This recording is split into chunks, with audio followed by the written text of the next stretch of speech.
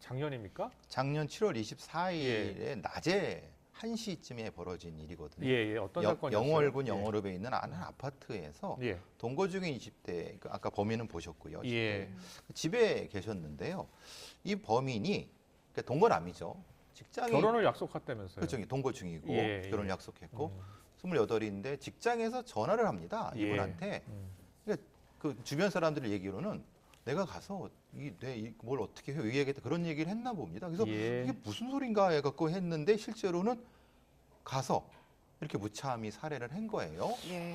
근데 저렇게 예비 신부인데 그리고 서로 사랑했고 결혼을 약속했는데 190여 차례를 찌를 수 있습니까? 저기 사실 말이 안 된다는 게 예. 우리가 보통 뭐 저희 표현은 오버킬은 과잉살상이라는 아. 표현을 예, 씁니다. 그 기준이 보통 이제 강서구 PC 사건 같은 경우가 70회입니다. 아. 근데 그 범인도 건장합니다. 김성수죠. 예, 예. 70회 찌르는 건장한 사람들 70회 찌르면 이제 지진맥진합니다. 범인 자체가. 아, 근데 예, 예. 190이라고 하면 산술적으로 생각이 안 되는 겁니다. 예. 저도 아무리 많이 봐서도 저 정도 오버킬 난 거는 제가 계속 다뤘던 사건 중에도 손꼽이거든요. 예, 예. 그것도 자기의 소위 말하는 사랑하는 동거녀를 예. 이건 사실은 그러면서 이거는 동기라든가 아닌 과정에 대해서 면밀히 다시 살펴봐야 되는데 아. 안타깝게도 이게 강원도 지역에서 발생한 건데 예, 예. 프로파일러의 프로파일링이 아마 없었을 겁니다. 왜냐하면 아. 지금 전국의 지방청마다 프로파일러가 지금 거의 없습니다. 예, 서울에 예. 이런 게밖에 없어갖고 예. 왜 이런 말씀드리냐면은 형사사건의 수사와 기소는요.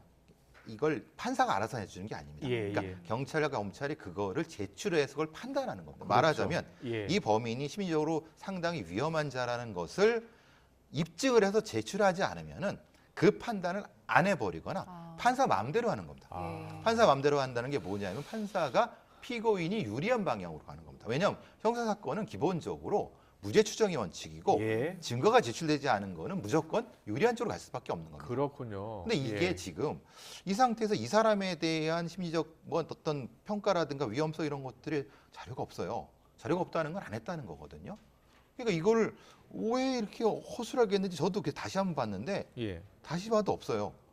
그러니까 이게 이렇게 그러니까 실제로는 검찰이 25년을 구형한 것도 사실은 굉장히 전 적다고 생각하거든요. 아, 검찰이 25년을 예, 구형했습니까? 예, 예. 그것도 말이 안 되죠. 이 정도면 무기징역 예. 아니라 사형까지는 안 해도 예. 무기징역은 해야 뭐 되는데 프로파일링을 했다라고 하던데. 근데 문제는 그럼 기록이 어디 있냐 이 말이죠. 그럼 지금 이제 저 안에서 전해지는 바로는 프로파일링을 일단 진행은 했는데 법원에서 이걸 채택하지 않았다는 이야기를 합니다. 그렇죠. 그러면 그럴 수 이게 있죠. 채택하지 않은 이유는 어디에 있다고 그게 보십니까? 이제 제가 말씀드린 겁니다.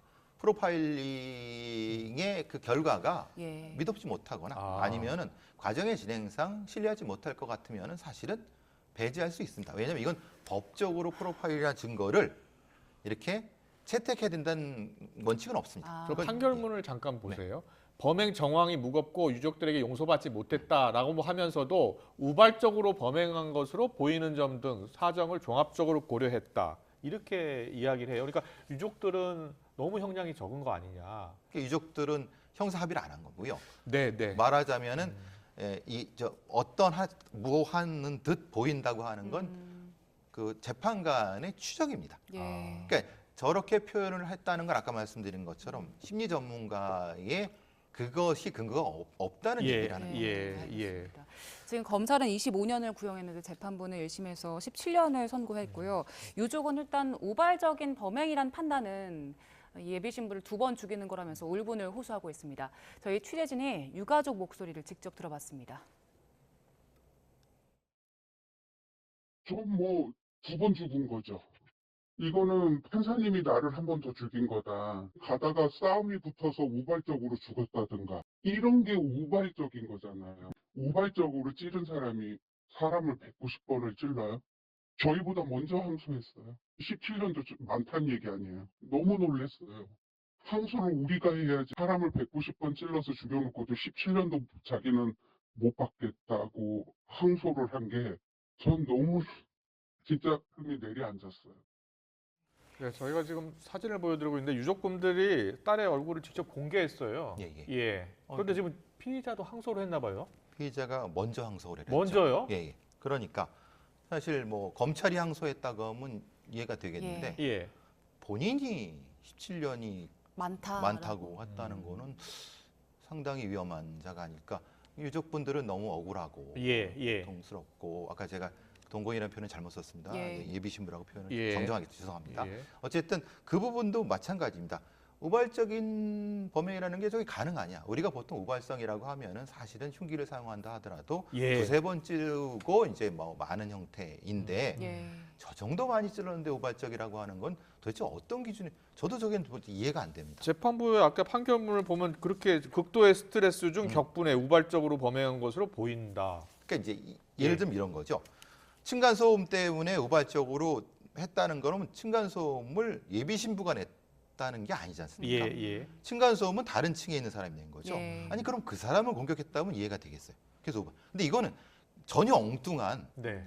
엉뚱한 자기랑 가는 예비 신부를 공격했다는 게 말이 안 되지 않습니까? 예. 그러면 이렇게 판단하면 안 되고 아. 다른 이유가 있는가, 이 사람이 심리적인 문제가 있는가를 판단을 하고 판결을 내렸어야 하는 건데 예. 전체적인 상황은 그래요. 우발적일 수 있죠. 예, 왜냐하면 예. 그거 우발적이라는 건 층간 소음에 대한 우발적인 거지 이 분에 대한 범행이 우발적인 건 아니죠. 예. 구분을 안 한 거죠. 프로파일링을 만약에 한다면 배상훈 프로파일러께서는 어떻게 무엇을 물어보게 됩니까? 과거의 사례를 보면 춘천에서 비슷한 사건이 있었습니다. 예. 말하자면 비슷하게 결혼을 약속한 사람을 아. 아주 잔인하게 예. 살해한 사건이 있었어요. 음. 그때 프로파일링을 요청했길래 비슷한 걸 했는데 예. 그 사람이 이 어떻게 만나겠다는 과정을 아. 했더니 거기서부터 다 보는 거예요. 예, 과정이 상당히 정상적이지 않았습니다. 예. 그러니까 일방적이었습니다. 예. 그러니까 그때부터 사실 어떤 문제가 있었다는 것부터 차근차근 찾아 나와야 되는데 그렇군요. 이거는 예. 지금 그때의 층간소음 한 장면만 가지고 판단한다.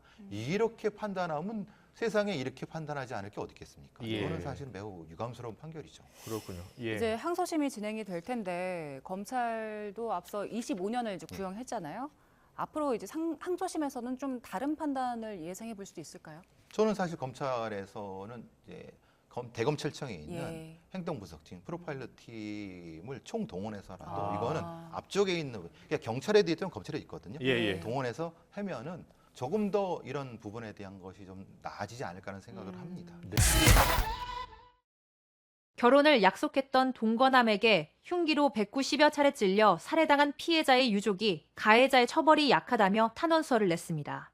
20일 연합뉴스에 따르면 이날 서울고법 춘천재판부 형사일부 심리로 열린 A씨의 살인 혐의 사건 항소심 첫 공판에서 피해자의 모친은 1심 판결문에 피해자 보호와 관련해 아무런 말이 없었고 피고인 사정만 전부 받아들여졌다고 주장했습니다.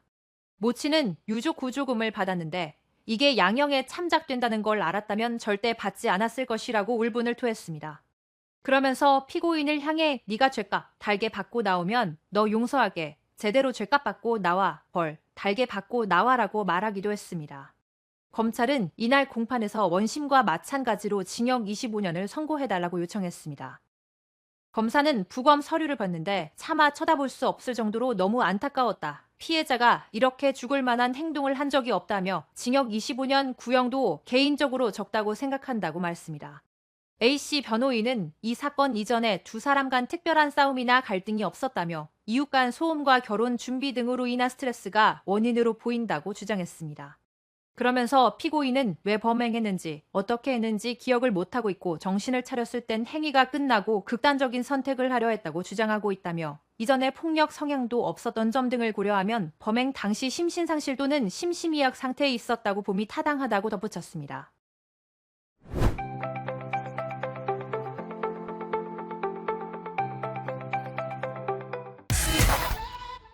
결혼을 약속하고 함께 살던 여자친구를 갑자기 무참히 살해한 20대가 있습니다.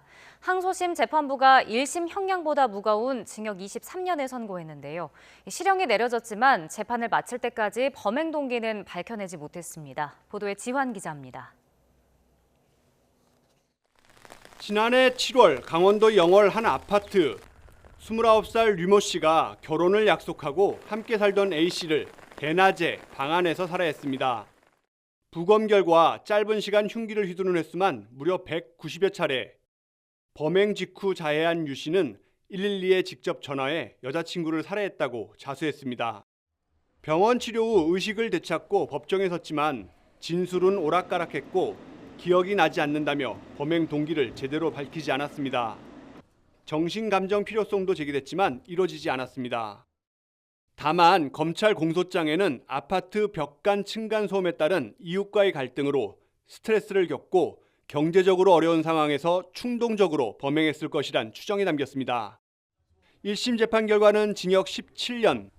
재판 직후 류 씨 측은 심실상실 또는 미약 상태에서 한 우발적 범행이고 자수한 만큼 형이 너무 무겁다며 즉각 항소했습니다. 반면 피해자 가족은 법정에 나와 엄벌을 탄원했습니다. 결국 항소심 재판부가 내린 죗값은 원심보다 6년 늘어난 징역 23년. 재판부는 고심을 거듭했다면서 범행이 매우 끔찍하고 잔인하며 도저히 납득할 수 없다고 양형 이유를 설명했습니다. 징역형이 내려졌지만 1심과 2심 재판이 끝날 때까지 정확한 범행 동기는 끝내 알아내지 못했습니다. 재판부는 범행 동기를 단정하기 어렵다며 따로 표현해 기재하지 않기로 한 상황. 사건 이후 고향을 떠났다는 피해자 가족과 지인 역시 이 점이 가장 답답합니다. 왜 이런 일이 일어났는지도 이해가 안 돼요. 지금 이 순간까지도 살해한 동기 자체라도 알고 싶은, 제대로 된 동기 자체라도 알고 싶은 그런 마음. YTN 지환입니다.